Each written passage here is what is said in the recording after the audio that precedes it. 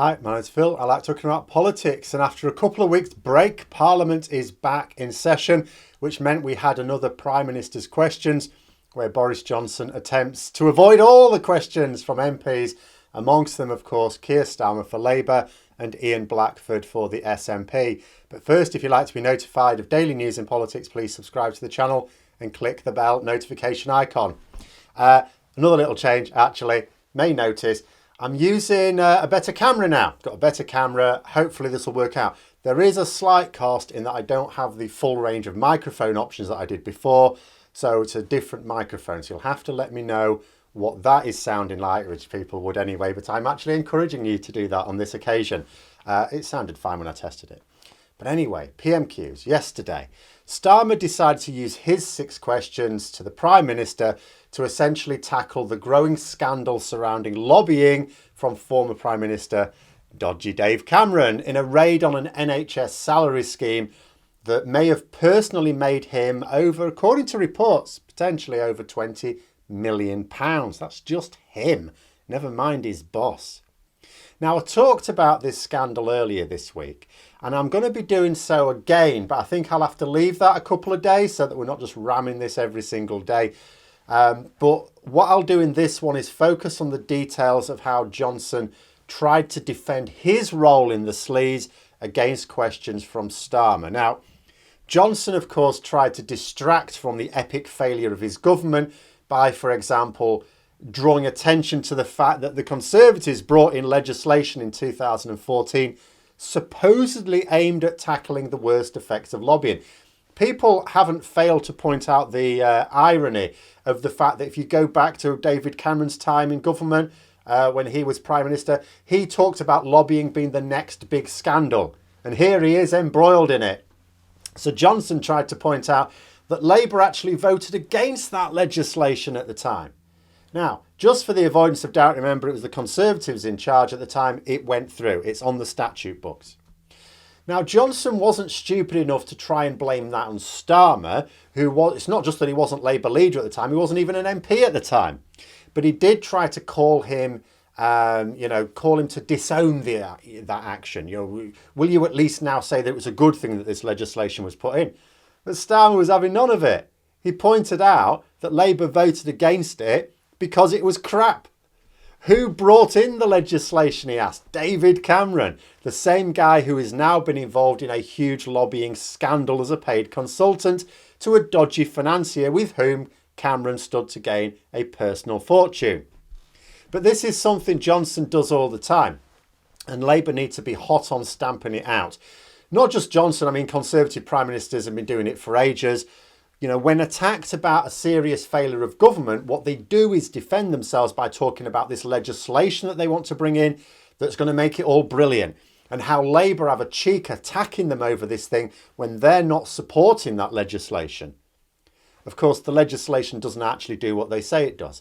Johnson tried bringing up, for example, the policing bill, as if that's what's needed to deal with criminal behaviour. But of course, the problem with the policing bill, it's not that there's anything wrong with updating the policing bill, absolutely should be. What they want to update doesn't do that. In fact, what it actually does is it doesn't deal with criminals, it criminalises peaceful protesters, amongst other things. So by making new criminal offences, what that bill will actually be doing is to increase criminal activity. Because you're making an act that at the moment is perfectly lawful criminal. But on this occasion, it was even more ridiculous. Because where Johnson went wrong is he forgot that this trick only works on legislation yet to be passed. You get to promise wonderful things will come of this thing you want to implement in the future because it's not there yet. He was trying to score the same political points from legislation that's been brought into place 7 years ago. 7 years before the author of it, Dodgy Dave, abused the lobbying system in a truly epic fashion. So that sunk like a stone. Johnson also tried to tar Labour with the same brush by talking about the Shadow Defence Secretary lobbying for access to the same loan scheme that Cameron abused. Starmer was absolutely pissing himself here. I mean, even without knowing much about the issues, if you were watching this, you'd be able to tell that this was quite a bruising affair for Johnson, because not only was Boris Johnson flapping all over the place, umming and ahhing before every pointless utterance. He really didn't know what to say. Starmer was visibly laughing throughout. Now, he doesn't normally do that. He only does that when Johnson is making it childishly simple for him. And Starmer pointed out that the Shadow Defence Secretary was lobbying openly on behalf of businesses in his constituency. I mean, that's what MPs are supposed to do. It's not that lobbying is wrong. It's that secret private lobbying is wrong. Lobbying openly, it's all a matter of record where people can scrutinise it, that's fine. And an MP is supposed to lobby for people in their constituency and businesses in their constituency that provide jobs in their constituency. Unlike having private drinks and arranging for contracts and loans with no records made over those private drinks and where you're not considering if it's in the best public interest. Now, as Johnson tried to defend the massive dung heap of lobbying that has been going on, Starmer referred to it from his prosecuting days as the shoplifter's defence. Oh, everyone else is nicking, so why shouldn't I? He said it didn't work then, it's not going to work now. At no point did Johnson even come close to answering any question. Now, what was different, because you say, oh, that's not news, Phil. What was different is there were no lies here. As far as I could tell, he didn't actually lie, except when he tried to claim that he reduced crime during his time as Mayor of London and how he was hiring thousands of police officers. Now, as a little aside, I still say that whenever Boris Johnson tries to say that he's hiring thousands of new police officers, the very next Labour MP to stand up, no matter what they want to ask, doesn't matter whether it's Starmer or whether it's another Labour MP, because that was Starmer's last question, he doesn't get to come back, doesn't matter. They should point out how many fewer police officers there still are since Labour were last in power and advise them that they might like to keep quiet on the topic until they've brought it up to at least the same level. See, the Conservatives rely upon being seen as the party of law and order. It's absolute rubbish. But the con works. It's how they get so many elderly people voting for them. Shut down that avenue every single time is my advice. Never let that one pass. But then there was the review talked about as well. Boris Johnson has ordered what he calls an independent review into the Cameron lobbying scandal. Now, I want to talk more about this from a few other angles later this week. But for the purposes of this PMQs, it needs to be noted that the review is being headed up by a lawyer who works for a firm involved in that loan scheme at the heart of this scandal. Now, you can absolutely argue, well, they'll have a really good understanding of the scheme then. Yes, they will. But it also means they have a vested interest in making sure the scheme comes away with a clean bill of health. It's how he gets his money. After all, the guy leading this inquiry has helped run that scheme. And this was one of Starmer's points. He didn't need to hammer it home too much. His focus is on getting as much to stick on Johnson as possible, not some lawyer. When Johnson admitted that some officials had not behaved appropriately regarding lobbying, Starmer asked him if the Prime Minister knew of any further skeletons in the closet, basically. Anything around officials and what's gone on. Does Johnson know anything? Know anything else that we don't? And he refused to answer that. Now that basically means he is aware of other dodgy dealings that the press have not yet got hold of.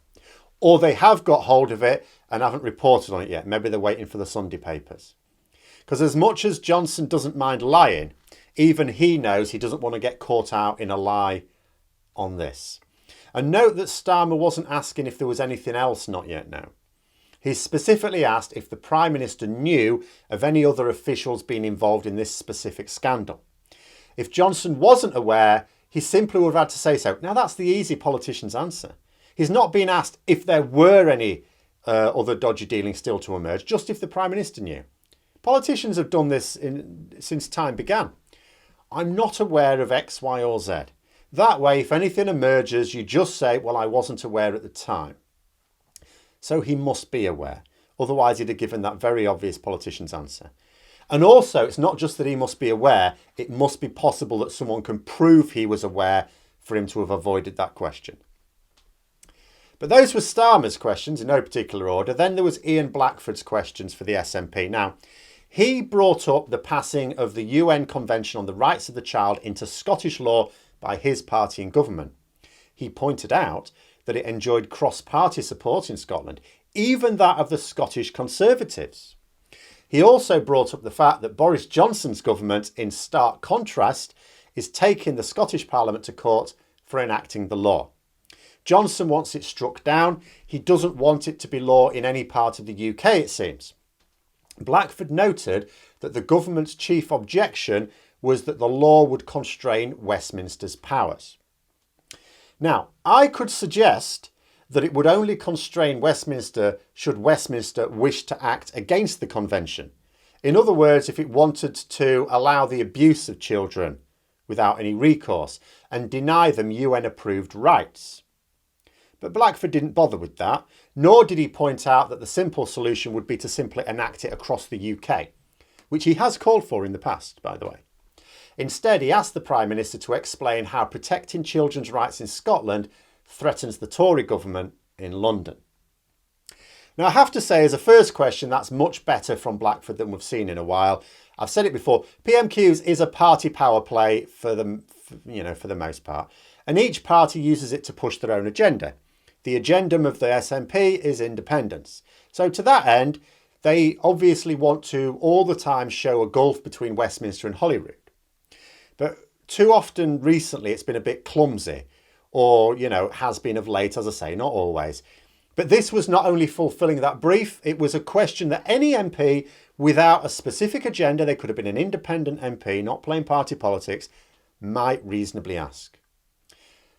Unfortunately, it also had an easy response from Johnson. Now, he pointed out that the convention had been ratified by the UK 30 years ago, and that the Scottish Parliament's latest stunt is basically constitutional vandalism that's got nothing to do with protecting children. Now, here's the thing. The UK did indeed ratify the convention about 30 years ago. That's perfectly true. During a Conservative government, in fact. But it has never been made part of UK law. This means that the UK government has signed up to the principles in it, but children do not get any legal protection from it. Now, what that means in practical terms is that if a child is victim to some abuse covered by the convention, they can now go to court if the abuse took place in Scotland. But if it took place in England, they cannot. That is the difference. But people won't understand that. And so for a casual independent observer, someone who's not partisan, it was easy to see Johnson's answer and go, oh, the SNP, yeah, they're just playing political games. And the reason it probably had cross-party support in Scotland, because it makes no difference because the convention has been ratified in this country anyway, and they didn't want the bad press of looking like they were opposing it. And that's what you'll take from it. You'll take from that Boris Johnson is right that the SNP are just playing political games with children's rights. So, and this is where Blackford kept letting things slip for me. What Blackford needed to do here was point that out. Point out that although the UK has signed up to the principles, it is not law in the UK, so the child doesn't have any legal protections. But they do now in Scotland. That's all he had to do. You take away Johnson's argument and you leave him with no good response anymore. Because I didn't think there was a good response to that, by the way, but there was. Did Blackford do that? No, sadly not. Because Blackford is basically playing Johnson's game now. He's doing the same thing. Just as Boris Johnson always gives a grandstanding rant once Starmer and Blackford have finished their questions and he knows they can't come back at him, he just has his pre-prepared script to rant on about. Blackford's now doing the same. He used a pre-prepared Scottish independence speech that took no accounting of the response that Johnson gave, which suggests that either Blackford didn't understand the issues surrounding the convention himself or he didn't care. And I think it's important that we do adopt the convention as UK law. Here, Blackford had an opportunity to make a really important point. He was then given an opportunity to sink Johnson's only argument, the only way he could possibly smudge it, and he passed it up in order to bang the drum for Scottish independence. Fair enough, that's his party's politics. That's fine. But I don't see how he can pretend in all good conscience to be standing up for the rights of the child when he missed an obvious opportunity to do just that. Because walking away from that, he will think to himself, well, anyone who's minded to vote for Scottish independence is going to come away thinking Boris Johnson is crass and awful, and that that human rights would be better protected with an independent Scotland. But anyone looking at that, objectively, will think that Johnson has answered it very well. But there we are. Those are my thoughts on the first post-Easter PMQs. Let me know yours in the comments below. Hope you found the video interesting. If you did, don't forget to click the like button. And if you'd like to support the channel further, please also click the Patreon link for details. And until next time, I'll see you later.